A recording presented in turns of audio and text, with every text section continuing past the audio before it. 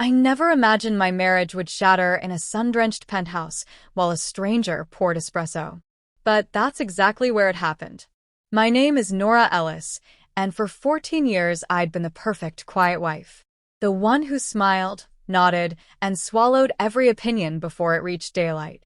My husband, Grant, thrived on that silence.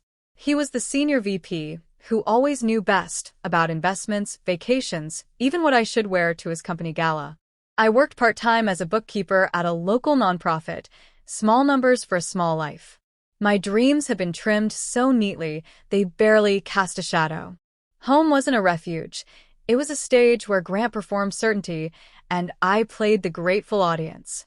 If I dared suggest something, a weekend trip somewhere he hadn't pre-approved, a pottery class, anything, he'd give that half laugh, half sigh that made me feel 12 years old.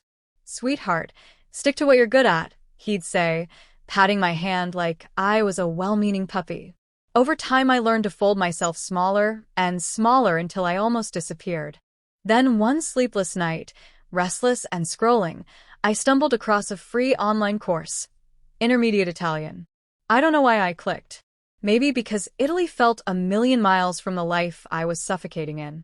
I started with 10 minutes after Grant fell asleep, headphones on, mouthing phrases under my breath while the TV blared downstairs. 10 minutes became 20, then an hour. I hid flashcards in tampon boxes and practiced conjugations in the shower. For the first time in years, something belonged only to me. I never told him. I knew exactly how that conversation would end. 3 months later, Grant burst into our bedroom waving his phone. "Found it," he announced. A penthouse in the new Riviera Tower. Listed by an Italian architect moving back to Milan. "We're seeing it tomorrow." No discussion. Classic Grant. The apartment was breathtaking, floor-to-ceiling windows, terrazzo floors, a balcony that looked over the entire city. Luca Moretti, the owner, greeted us with quiet warmth. Grant immediately switched to fluent Italian. He'd spent a semester in Rome in college and never let anyone forget it. I hovered near the kitchen island, pretending polite confusion while every neuron fired. Grant translated for me, but only the parts he wanted me to hear. When Luca praised the soundproofing and the cultured neighbors, artists, professors, a violinist, Grant waved it off. "Standard building, nothing special," he told me in English. He was curating reality again, shrinking the world to fit his script. Then came the paperwork talk. Luca explained that sometimes, for tax reasons, Italians registered property under one spouse initially, then transferred later. Perfectly legal. He looked at Grant and asked, "Would you prefer to put it solely in your name at first?" Grant smiled the smile he used in boardrooms. He leaned in, voice low, confident I couldn't understand. "Non c'è bisogno che lei sappia. Tanto non capisce niente. Decido tutto io, pago tutto io."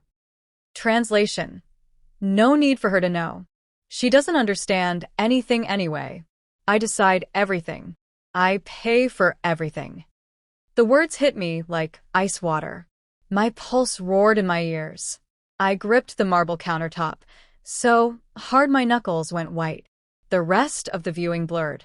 I managed polite smiles, thanked Luca, let Grant steer me back to the elevator. In the car he hummed, thrilled with himself.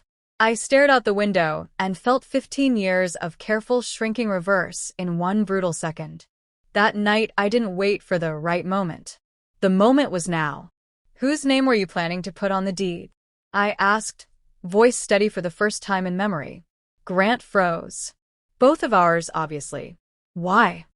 I repeated his sentence word for word in flawless Italian. The color drained from his face. "Since when do you speak Italian?" "That's not the point, Grant."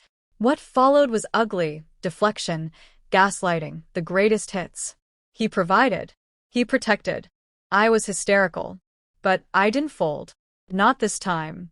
When I said I was done living as a silent accessory, something in him broke. He stormed out, claiming he'd stay at the club until I came to my senses. He never came home again. Not really. While he sulked, I moved. I called Luca the next morning, hands shaking. He answered on the second ring. "You understood everything," he said softly. "Not a question." "Yes." A long pause. My sister lived your story. When I saw you standing there, eyes wide, saying nothing, I knew. The apartment is still available.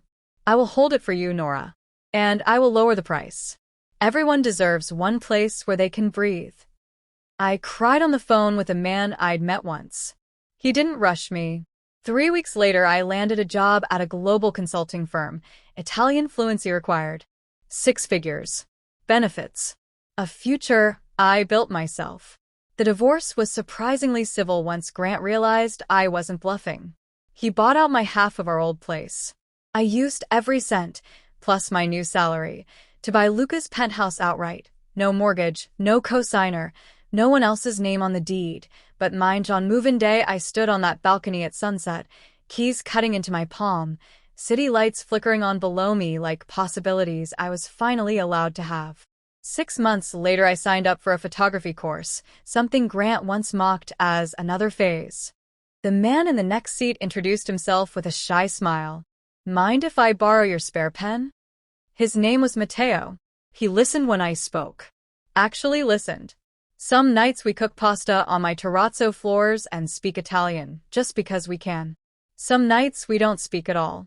I still catch my breath sometimes when I remember Grant's words in that bright kitchen. But then I look around, at the walls I painted myself, the shelves full of books in 2 languages, the life I refuse to keep shrinking for, and I exhale. Turns out the quiet wife wasn't quiet after all. She was just learning a new language. And the first sentence she mastered was, "This home belongs to me."